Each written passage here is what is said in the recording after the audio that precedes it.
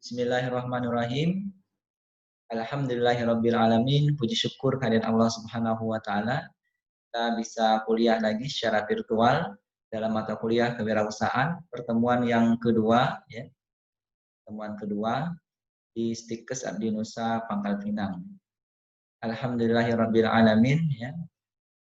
Di dalam perkuliahan pertama kedua ini ya, kita masuk kepada materi tentang cara mendirikan usaha dan bentuk usaha.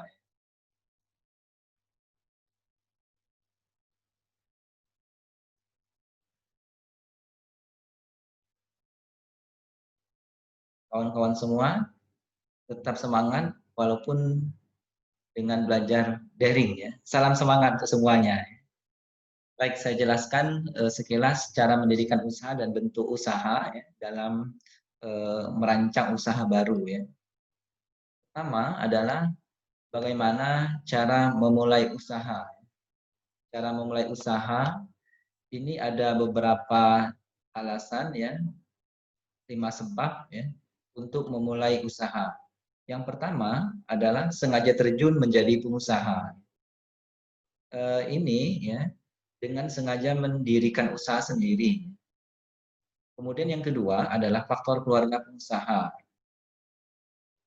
Ini karena keluarga mereka sebelumnya sudah memiliki usaha, artinya pengaruh daripada keturunan keluarga pengusaha. Kemudian kerja sampingan. Jadi usaha juga adalah dilakukan oleh mereka yang mencoba menjual produksi sesuatu sekali kecil untuk waktu luang. Artinya kerja sampingan. Misalnya saudara-saudari yang profesinya sebagai ASN, pegawai di BUMN ya, karyawan bisa membuka usaha sebagai usaha sampingan. Karena kita harus kreatif zaman sekarang ya. Tidak hanya mengandalkan satu keran untuk sumber penghasilan, tapi banyak keran. Semakin banyak keran, semakin bagus potensi penghasilan kita ya, dan akan meningkatkan daripada aset kita. Kemudian berikutnya adalah coba-coba. Di sini coba-coba dilakukan oleh mereka yang belum memiliki pengalaman, trial and error. Biasanya mereka yang baru lulus atau fresh graduate atau pemula ya, ingin mencoba-coba usaha di bidang apa ya. Misalnya bidang kuliner, mau buka usaha bakso misalnya, tahu-tahu gagal, buka lagi usaha mie ayam, kemudian gagal, buka lagi usaha. Jadi ingin mencoba-coba sampai menemukan bisnis yang memang konsisten nantinya untuk dilanjutkan. Tapi kadang ada mental daripada pelaku usaha dia tidak betah dengan satu bisnis, dia tidak betah di dalam menekuni suatu bisnis. Ini ada juga ya dengan coba-coba. Coba-coba boleh, tapi memang kita harus prosesnya adalah untuk mencari daripada pemula bisnis yang bisa menghasilkan keuntungan yang besar. Ini salah satu ya, sebab untuk memulai usaha. Kemudian yang berikutnya terpaksa. Misalnya karena dipecat ya dari tempat kerjanya sehingga bisa terpaksa ya, harus membuka usaha karena kehilangan pekerjaan atau menganggur. Tanggung jawab keluarga, apalagi kepala keluarga itu tanggung jawab anak dan istri ya. Kalau nggak punya pekerjaan, nggak punya penghasilan bulanan, otomatis mereka harus kreatif ya, terpaksa. Kemudian 4 cara yang dapat dilakukan untuk memulai usaha. Yang pertama adalah mendirikan usaha baru. Ini caranya mendirikan usaha baru atau mendirikan perusahaan baru. Kedua adalah membeli perusahaan yang sudah ada. Artinya ada perusahaan orang yang tidak berjalan atau yang sudah ada ya, atau segala ininya kita ambil alih ya, kita beli. Kemudian kerjasama manajemen dengan sistem waralaba. Misalnya perusahaan-perusahaan yang menyediakan paket franchise misalnya waralaba. Misalnya seperti KFC ya, kemudian Indomaret, ya, Alfamart dan sebagainya. Karena dengan waralaba ini memakai nama perusahaan lain itu ya, karena produk merek mereka itu sudah terkenal, jadi kita tidak repot-repot untuk mempromosikannya. Kemudian mengembangkan usaha yang sudah ada. Pengembangan atas usaha yang telah ada sebelumnya. Ini adalah apa namanya, melanjutkan usaha-usaha yang sudah ada sebelumnya. Berikut bidang usaha ya, 5 faktor yang menentukan bidang usaha yang akan digeluti ya. Kadang-kadang bidang usaha kita itu melihat daripada minat dan bakat kita. Minat bakat kita misalnya kita minat bakatnya bidang kuliner berarti usaha makanan. Atau saya bakatnya di bidang salon kecantikan berarti buka usaha. Bakatnya misalnya nyanyi berarti buka usaha menyanyi ataupun les menyanyi ya, les vokal dan sebagainya. Atau minat. Bidang usaha ini tergantung dengan modalnya ya. Kalau modal usahanya besar ya, usahanya pasti besar. Kalau modalnya kecil, usaha kecil saja ya, tergantung dengan momen yang dimiliki. Ini waktunya, momen yang tepat ya untuk menentukan bidang usaha apa. Karena kadang-kadang sekarang ini tren adalah misalnya untuk usaha makanan, warung kopi ataupun usaha penjualan online ya, ini adalah usaha startup dan sebagainya. Ini adalah tren daripada bidang usaha yang sekarang. Kemudian laba juga ya, karena labanya sedikit ya, ini untuk bidang usaha tertentu repot ya, pengembalian labanya pengembalian modalnya lama. Jadi dipilih laba yang besar, yang kira-kira usahanya cepat dapat menguntungkan. Berikutnya pengalaman. Pengalaman juga menentukan daripada bidang usaha. Pengalaman karena misalnya pengalaman dulu waktu merantau ya, kerja misalnya di kota besar ya, di bidang elektronik ya, kemudian nantinya pulang ke Bangka ya, nanti bergerak di bidang elektronik juga, misalnya bagian servis alat elektronik dan sebagainya. Pengalaman yang dimiliki oleh si pelaku ataupun si. Kemudian bidang usaha yang dapat digeluti untuk pemula sesuai dengan bidang dan bakat ini banyak sekali ya. Ada sektor kecantikan, membuka usaha salon, spa, kecantikan ya dan sebagainya. Kemudian sektor keterampilan ini jasa perbaikan servis elektronik, motor dan sebagainya. Dan sektor konsultan ini menjadi penasehat untuk berbagai bidang usaha. Kemudian sektor industri, sektor ini akan menghasilkan suatu produk olahan. Sektor ini akan menghasilkan suatu produk olahan apa makanan atau handicraft ya dan sebagainya. Jadi sektor tambang dapat dilakukan oleh usaha kecil belum menengah, dalaman pasir, timah, kaolin ya seperti di daerah Bangka. Kemudian dan bentuk usaha-usaha bidang usaha yang lainnya banyak ya, jasa juga banyak. Dan pengertian dan bentuk kepemilikan badan usaha ya. Yang pertama sebelum kita buka usaha kita ya, kita harus merancang dulu di rencana bisnis kita. Usaha apa dan usaha apa yang akan kita lakukan nantinya. Jadi yang akan kita buat payung hukum usaha kita. Ya. Karena untuk badan usaha ini ya, perusahaan tidak melanggar hukum dalam menjalankan aktivitas. Adapun badan usaha yang ada di Indonesia, yang pertama adalah perusahaan perseorangan. Kemudian firma, kemudian perseorangan komanditer ya, atau CP, kemudian koperasi, kemudian yayasan, kemudian perusahaan terbatas atau PT. Kemudian perseroan ini perusahaan ya, merupakan usaha milik pribadi, modal yang dimiliki perorangan atau sangatlah sederhana dan tidak memerlukan persyaratan khusus dan relatif tidak memerlukan modal yang besar. Ini terkait dengan usaha PT atau perseroan. Kemudian terkait dengan usaha perseorangan ini dipimpin oleh pemilik usaha yang sekaligus menjadi penanggung jawab atas segala aktivitas perusahaan. Jadi kelebihannya di samping pendiriannya mudah dan modalnya relatif kecil dan tidak diperlukan organisasi yang besar. Kemudian kelemahannya relatif sulit berkembang karena biasanya menggunakan manajemen keluarga. Contohnya usaha dagang, toko bangunan, toko souvenir, kemudian toko kelontongan ya, dan sebagainya. Kemudian firma. Pendiriannya dilakukan oleh 2 orang atau lebih menjalankan perusahaan atas nama perusahaan. Pendirian firma dapat dilakukan dengan 2 cara, melalui akte notaris resmi atau akte di bawah tangan. Jadi kepemimpinan dan tanggung jawab firma berada sepenuhnya di tangan pemilik firma. Kalau pemilik sekaligus bertanggung jawab terhadap risiko mungkin timbul seperti masalah utang piutang. Modal firma diperoleh dari mereka yang terlibat dalam pendirian firma. Kalau misalnya 2 orang berarti 2 orang.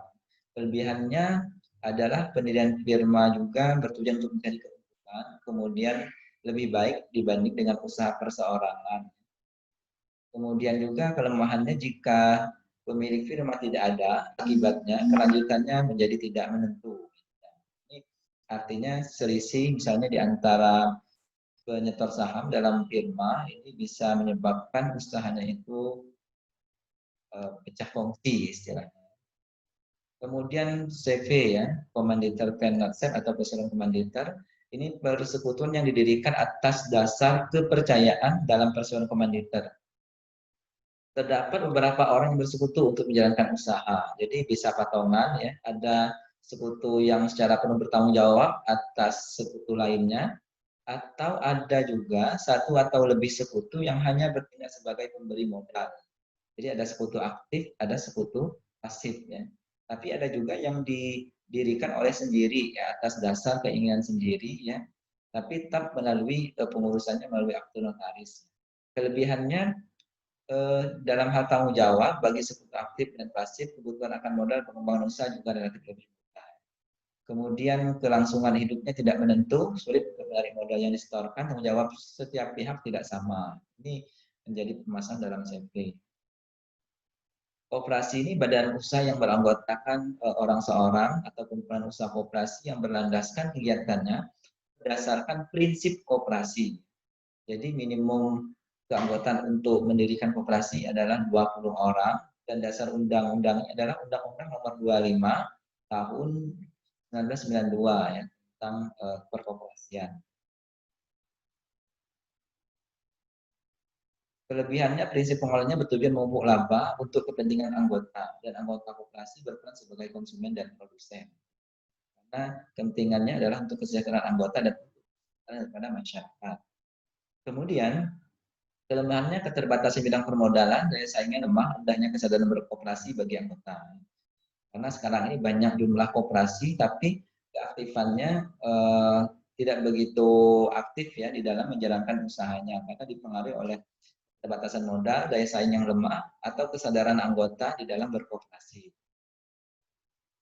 Kemudian yayasan, ini badan usaha yang tidak bertujuan mencari keuntungan, tapi lebih menekankan usahanya pada tujuan sosial.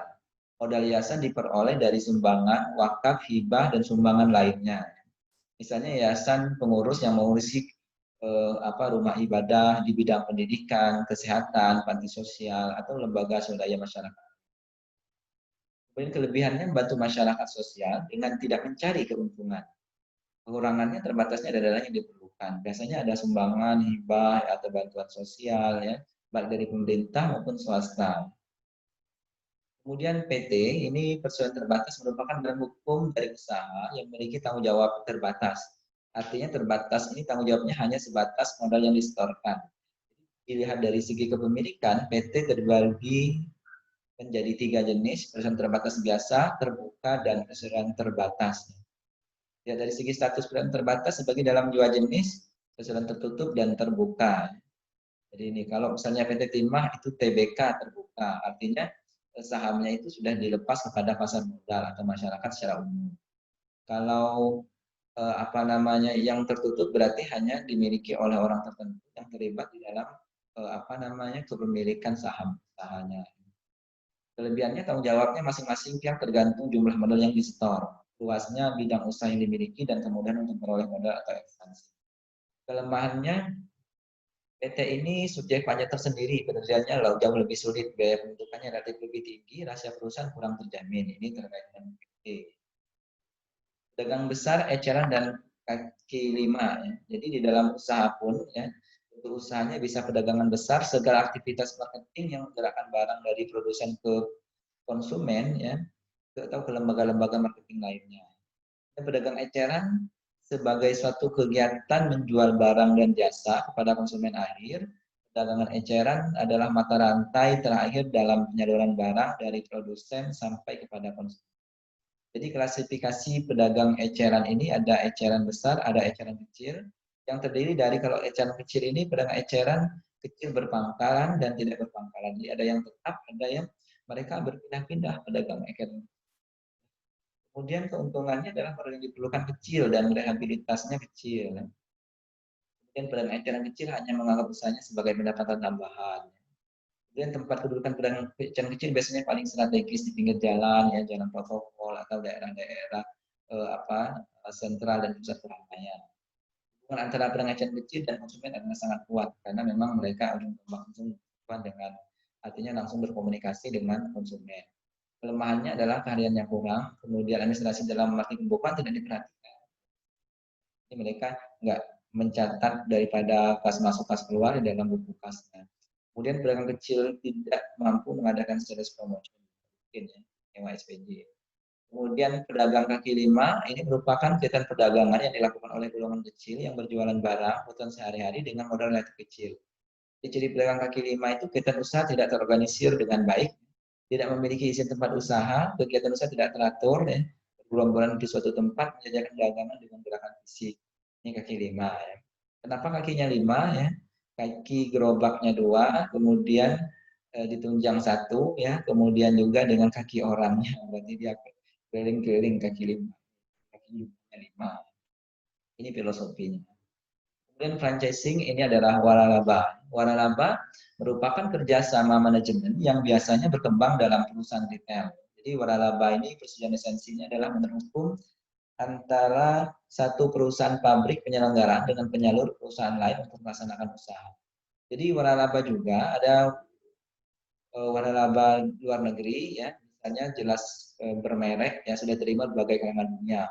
Misalnya KFC, ya, kemudian juga ada Kentucky, ya, McD, Pizza Hut, dan sebagainya. Kalau waralaba dalam negeri ini ya satu pilihan adalah yang biasa, ya, orang-orang yang ingin cepat menjadi pengusaha tapi tidak memiliki pengetahuan cukup berkelanjutan. Misalnya tela-tela, kemudian juga es cappuccino cincau yang pakai waralaba. Kemudian ada waralaba lokal, misalnya toko acing, ya, Acing Jaya itu adalah waralaba lokal. Kemudian manfaat waralaba ini menurut Frankie Remling adalah bantuan awal memberikan kemudahan, jasa pelayanan operasional strategis fasilitas, bantuan keuangan, pelatihan manajemen, ya, seleksi karyawan dan bantuan pelatihan. Ini bantuan ketika kita memilih waralaba. Pertimbangkan prospek keberhasilan, ya. Kemudian mendapat pengakuan dengan segala daya beli dalam pembayaran, kemudian bahan baku, pelatihan dan jasa asuransi akan relatif murah. Karena mereka sudah sepaket, ya. Jadi kita belinya sepaket, semuanya ada, ya. Mereknya, promosinya, ya. Jadi perusahaan-perusahaan franchise yang atau yang menjual waralabanya yang mengadakan kerugian dalam waralaba, program itu tidak sesuai dengan yang diinginkan. Memang ini teknisnya, ya. Kemudian pembatasan hak kreativitas usaha karena produk yang dijual pun hanya terbatas dengan produk yang masuk dalam usaha waralaba. Jadi kita tidak boleh menambah produk ya sebagai franchisee atau pembeli waralaba. Dan franchisee atau yang membeli waralaba jarang memiliki hak untuk menjual perusahaannya kepada pihak lain tanpa menawarkan terlebih dahulu kepada franchisor dengan harga yang sama. Jenis-jenis izin usaha.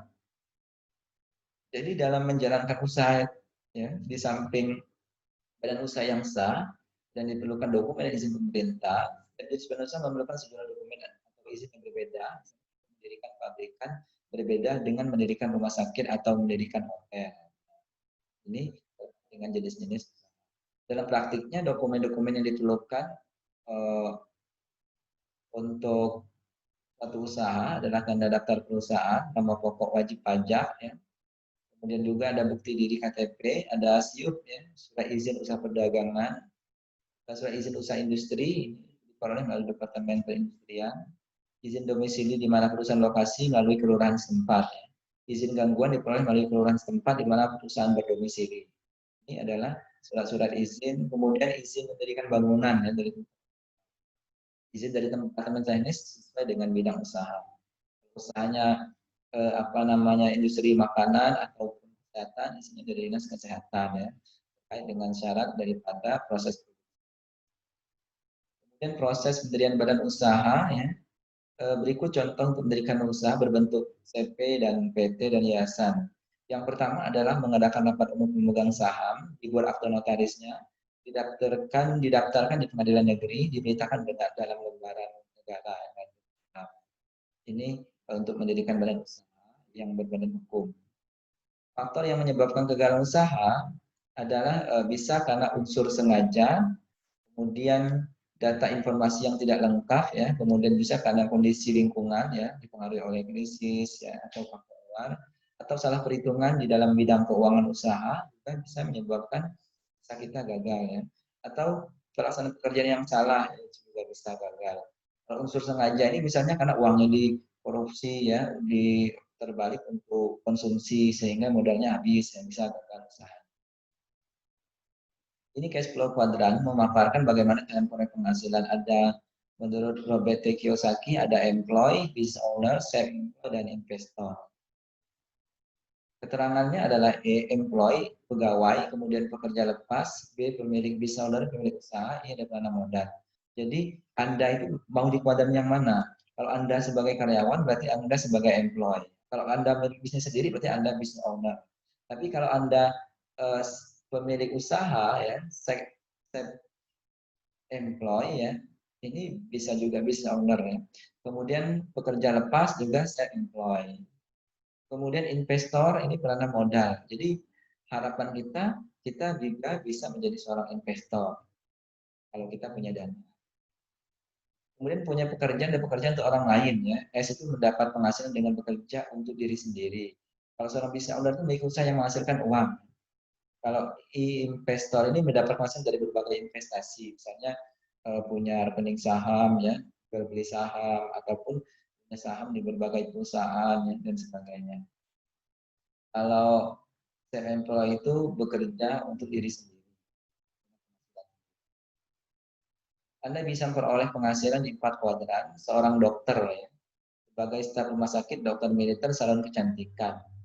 Buka praktek pribadi, mendirikan kantor, menyewa pegawai, memiliki sebuah klinik atau lab. Investor dalam bisnis orang lain seperti bursa saham, obligasi ya di bidang real estate dan sebagainya. Jadi ini contoh seorang dokter ya, yang artinya bisa rangkap. 3 cara cepat saudara berada di kuadran B atau bisa adalah cari seorang pembimbing ya, untuk melakukan apa yang ingin Anda lakukan. Kemudian menjadi usaha waralaba. Ya. Kemudian cara business owner ini ya, pemilik bisnis adalah usaha pemasaran jaringan ya, dengan sistem distribusi. Misalnya multi level marketing ya, lainnya. Nah, kawan-kawan semua ya, untuk tugas pertama mata kuliah apa namanya bidang usahanya adalah observasi kepada usaha UMKM. Jadi tugas pertama daripada mata kuliah kewirausahaan adalah observasi kepada usaha kecil menengah. Jadi di bidang kesehatan. Yang pertama perlu diidentifikasi tugasnya ini adalah identitas usaha, nama pemilik, alamat dan lain-lainnya.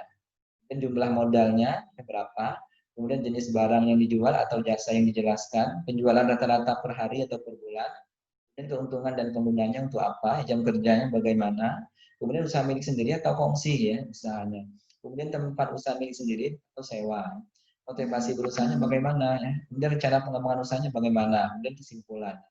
Jadi tugas observasi ini ya wajib dikunjungi usaha yang di bidang kesehatan yang kawan-kawan itu misalnya saya tertarik buka usaha klinik misalnya, nanti yang itu adalah usaha klinik. Kemudian juga, oh saya tertarik dengan usaha apotik misalnya. Jadi boleh yang disurvei adalah usaha apotik, ya kan? Atau usaha-usaha di bidang kesehatan yang lain. Ini jangan lupa tugasnya dikumpulkan melalui Google Classroom nantinya, dan juga saya akan buka di classwork-nya ya, silakan dikumpul tugasnya 2 minggu yang akan datang pengumpulannya. Jadi pertemuan yang keempat ya, ini kan. Baik, kalau ada pertanyaan ya silakan disampaikan melalui chat di WA ataupun di Google Classroom ya, ataupun dengan record ya, dengan record audio ya di WA silakan ya, karena memang kuliah kewirausahaan ini adalah terkait dengan bagaimana membuka usaha baru, ide kreativitas usaha ya, dan ini adalah jenis-jenis usaha yang penting yang perlu kawan-kawan ketahui. Sukses, salam semangat untuk semuanya. Walaupun belajar daring tetap semangat belajar ya, karena cita-citanya adalah ada di depan mata, dan untuk mencapai cita-cita itu perlu semangat dan motivasi untuk meraih cita-cita, dan juga kemampuan-kemampuan materi, kemudian juga spirit, ya, kemudian juga dukungan daripada keluarga dan sebagainya. Saya Johari, ya, untuk sesi pertemuan kedua ini dalam mata kuliah kewirausahaan. Ya, jangan lupa ya, kalau sudah lihat linknya di YouTube, silakan di like, subscribe, dan juga share. Ya.